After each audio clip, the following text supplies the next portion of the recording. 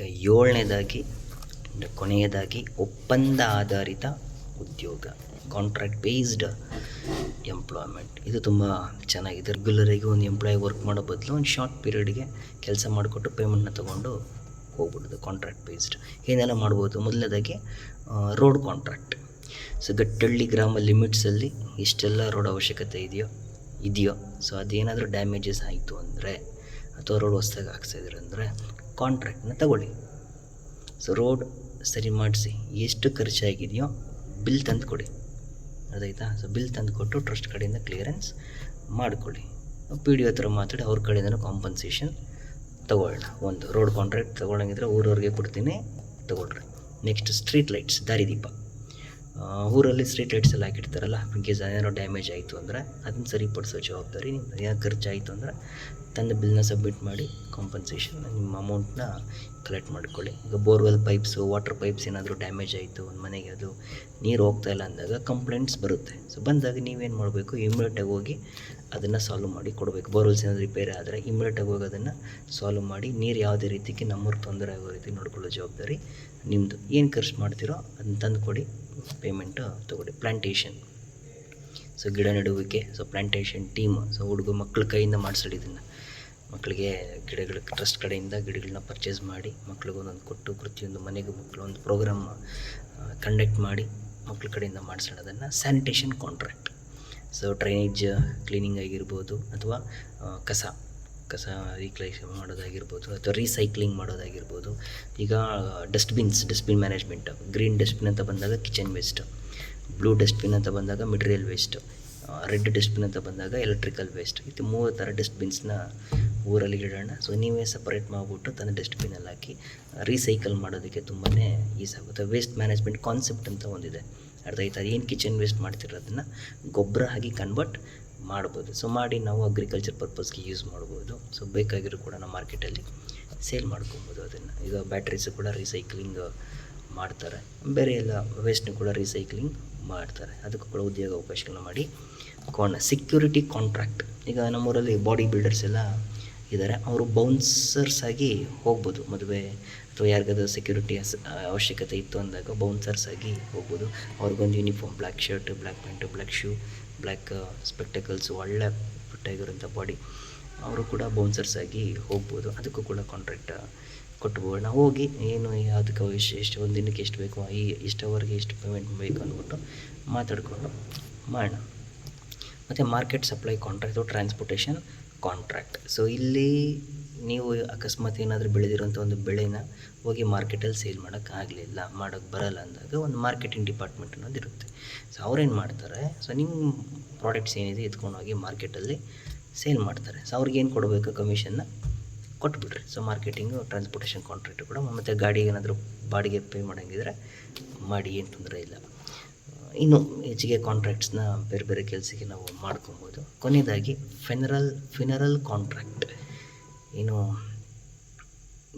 ಸತ್ತಾಗ ಕೇಸ್ ಇಮ್ಮಿಡಿಯೇಟಾಗಿ ಯಾರಾದರೂ ಒಂದು ಸಾವನ್ನಪ್ಪಿದ್ದಾರೆ ಮನೇಲಿ ಅಂದಾಗ ದುಡ್ಡಿನ ಅವಶ್ಯಕತೆ ಬೇಕಾಗುತ್ತೆ. ಸಡನ್ನಾಗಿ ದುಡ್ಡನ್ನ ಅರೇಂಜ್ ಮಾಡೋದಕ್ಕಾಗಲ್ಲ, ಇವ್ರನ್ನೂ ಕೇಳಬೇಕು. ಅಂಥವ್ರಿಗೆ ಏನು ಮಾಡ್ಬೋದು? ನಾವು ಒಂದು ಕಾಂಟ್ರಾಕ್ಟ್ನ ಕೊಟ್ಬಿಡೋಣ. ನಮ್ಮೂರವ್ರಿಗೆ ಒಂದು ಟ್ರಸ್ಟ್ ಅಂಡರ್ ಕಾಂಟ್ರಾಕ್ಟ್ನ ಕೊಟ್ಬಿಡೋಣ. ಸೊ ಯಾವ ಥರ ಪಾಡಿ ಕಟ್ಟೋದಾಗಿರ್ಬೋದು, ಹೂವಕ್ಕಾಗಿರ್ಬೋದು, ಪೂಜೆ ಸಾಮಾನಿಗಾಗಿರ್ಬೋದು, ಮಡಿಕೆಗಾಗಿರ್ಬೋದು. ಸೊ ಏನೆಲ್ಲ ಖರ್ಚು ಬರುತ್ತೋ ಸೊ ಟ್ರಸ್ಟ್ ಕಡೆಯಿಂದನೇ ಮಾಡಿ ಕೊಟ್ಬಿಡೋದು. ಅಂತ್ಯ ಸಂಸ್ಕಾರ ಮುಗಿಯೋವರೆಗೂ ಏನೆಲ್ಲ ಖರ್ಚಾಗುತ್ತೋ ನೀಟಾಗಿ ಮಾಡಿ ದುಃಖಿಸ್ತಾ ಕುಟುಂಬಕ್ಕೆ ಏನೂ ತೊಂದರೆ ಆಗದೆ ಒಂದು ಖರ್ಚನ್ನ ಮಾಡಿಕೊಟ್ಟು ಬರಬೇಕು. ಟ್ರಸ್ಟ್ ಕಡೆಯಿಂದ ಅದನ್ನು ಮಾಡೋಣ. ಇಲ್ಲ ಕುಟುಂಬಸ್ಥರ ಮಾಡ್ಕೊಳ್ತೀನಿ ಅಂದರೆ ಒಂದಷ್ಟು ಅಮೌಂಟು ಮೀಸಲಾಗಿಟ್ಟು ಬೇಡ. ಸೊ ಯಾರಾದರೂ ಊರಲ್ಲಿ ಸಾವನ್ನಪ್ಪಿದ್ರೆ ಒಂದಷ್ಟು ಅಮೌಂಟ್ ಕೊಟ್ಬಿಟ್ರೆ ಅವರು ಮಾಡ್ಕೊತಾರೆ. ಬಟ್ ಇದು ನಮ್ಮ ಊರಲ್ಲಿ ಯಾರಿಗಾದ್ರೂ ಆಸಕ್ತಿ ಇಲ್ಲ, ನಾನು ಮಾಡ್ತೀನಿ, ಇದೊಂದು ಪುಣ್ಯ ಕಾರ್ಯ, ನಾನು ಮಾಡ್ತೀನಿ, ಕಾಂಟ್ರಾಕ್ಟ್ ಕೊಟ್ಟರೆ ಅಂದಾಗ ಕೊಡೋವಾಗ ಅದು ಅಮೌಂಟ್ನ ಕುಟುಂಬಸ್ಥರು ಕೊಡೋಬೋದು. ಇವ್ನು ಕೊಟ್ಟರೆ ಇವನಿಗೊಂದು ಜೀವನ ಅನ್ನೋದು ನಡೆಯುತ್ತೆ. ಸೊ ಈ ರೀತಿ ನೂರಾರು ಉದ್ಯೋಗ ಅವಕಾಶಗಳನ್ನ ನಮ್ಮೂರ ಯುವಕರಿಗೆ, ಹಿರಿಯರಿಂದ ಕಿರಿಯರಿಗೂ ನಾವೇನು ಮಾಡ್ಬೋದು? ಕ್ರಿಯೇಟ್ ಮಾಡ್ಬೋದು. ನಂಬಬೇಕು. ಸೊ ಎಲ್ಲರೂ ನಮಗೆ ಕೈ ಜೋಡಿಸಿದ್ರೆ ನಮಗೆ ಬೇಕಾಗಿರೋಂಥ ಒಂದು ಸಮಾಜನ ನಾವು ಕಟ್ಕೊಬೋದು. ಸೊ ಏನಾದರೂ ತಪ್ಪಾಗಿ ಮಾತಾಡಿದರೆ ಕ್ಷಮೆ ಇರಲಿ. ಸೊ ನಿಮ್ಮ ಯಾರ್ದು ಪರ್ಮಿಷನ್ ಕೇಳಿದ್ರೆ ಕೆಲವೊಬ್ಬರು ಹೆಸರುಗಳನ್ನ ಯೂಸ್ ಮಾಡಿಬಿಟ್ಟಿದ್ದೀನಿ. ಏನೋ ಕೇಸುಗಳೆಲ್ಲ ಏನು ಹಾಕೋದಕ್ಕೆ ಹೋಗ್ಬಿಡಿ ನನ್ನ ಮೇಲೆ. ಜಸ್ಟ್ ಒಂದು ನಿಮ್ಮಿಂದ ಒಂದು ಬೆನಿಫಿಟ್ ಆಗುತ್ತೆ ಅನ್ನೋ ಉದ್ದೇಶಕ್ಕೋಸ್ಕರ ಯೂಸ್ ಮಾಡಿದ್ದೀನಿ ಅಷ್ಟೇ. ತಪ್ಪಿದರೆ ಕ್ಷಮೆ ಇರಲಿ. ಏನಾದರೂ ಡೌಟ್ಸ್ ಇದ್ದಾಗ ನನ್ನ ದಯವಿಟ್ಟು ಕೇಳಿ. ಈ ವಿಡಿಯೋ ಏನೆಲ್ಲ ಮಾಡಿದ್ನಲ್ಲ ನವಂಬರ್ 1ನೇ ತಾರೀಕಿಂದ 6ನೇ ತಾರೀಕುವರೆಗೂ, ಸೊ ಪ್ರತಿಯೊಬ್ಬರಿಗೂ ಇದು ರೀಚ್ ಆಗಲಿ. ಸರ್ವೆ ಮಾಡೋದಕ್ಕೆ ಬರ್ತೀನಿ. ಸರ್ವೆ ಮಾಡೋದಕ್ಕೆ ಬಂದಾಗ ನಿಮ್ದು ಏನೇ ಡೌಟ್ಸ್ ಇದ್ದರೂ 100% ಕೇಳಿ, ನನ್ನ ಕೇಳಿ ಕ್ಲಾರಿಫೈ ಮಾಡ್ಕೊಳ್ಳಿ. ನಿಮ್ಮದು ಏನಾದರೂ ಐಡಿಯಾಸ್ ಇದ್ದರೆ ಕೊಡಿ, ನಾನು ಕೂಡ ಅದನ್ನ ನೋಟ್ ಮಾಡಿ ಇಟ್ಕೊಳ್ತೀನಿ. ಕಾರ್ಯರೂಪಕ್ಕೆ ತರುವಂಥ ಪ್ರಯತ್ನನ ಮಾಡೋಣ. ಸೊ ಅದು ಈಗಲೂ ಹೇಳ್ತಾ ಇದ್ದೀನಿ, ₹1 ನಾನು ಲೂಟಿ ಮಾಡಲ್ಲ. ಸೊ ನನಗೆ ಯಾಕೆ ಇದು ಯೋಚನೆ ಯಾಕೆ ಬಂತು ಅಂದರೆ, ಈಗ ನನಗೆ ನನ್ನ ತಂದೆ ಆಗಿರ್ಬೋದು ಅಥವಾ ರಾಮಕೃಷ್ಣಪ್ಪ ಅಂಕಲ್ ಆಗಿರ್ಬೋದು ಎಜುಕೇಷನ್ಗೆ ತುಂಬಾ ಸಪೋರ್ಟ್ ಮಾಡಿ MBA ಮಾಡ್ಕೊಂಡಿದ್ದೀನಿ, B.Ed ಮಾಡಿದ್ದೀನಿ, LLB ಮಾಡಿದ್ದೀನಿ, ಮಾರ್ಷಲ್ ಆರ್ಟ್ಸ್ ಕಲ್ತ್ಕೊಂಡಿದ್ದೀನಿ. ಸೊ ಒಂದಿಲ್ಲ ಅಂದರೆ ಇನ್ನೊಂದರಲ್ಲಿ ನಾನು ಕೆಲಸ ಮಾಡ್ಕೊಂಡು ಮುಂದಕ್ಕೆ ಹೋಗ್ಬೋದು. ಆದರೆ ಇಲ್ಲಿ ಸ್ವಲ್ಪ ನೋಡಿದಾಗ ಊರಲ್ಲಿ ಬೇಜಾರು. ಒಂದು ಊಟಕ್ಕೂ ಪರದಾಡ್ತಾರೆ, ಕೆಲಸಗಳಿರಲ್ಲ, ಮನೆಯಲ್ಲಿ ಮಾತಾಡೋಂಥ ಶೈಲಿನೇ ಬೇರೆ. ಕೆಲವೊಬ್ರಿಗೆ ತಿನ್ನಬೇಕು ಅನಿಸಿದ್ರು ಬಾಯಿ ಬಿಟ್ಟು ಕೇಳೋದಕ್ಕಾಗಲ್ಲ ಮಕ್ಕಳನ್ನ.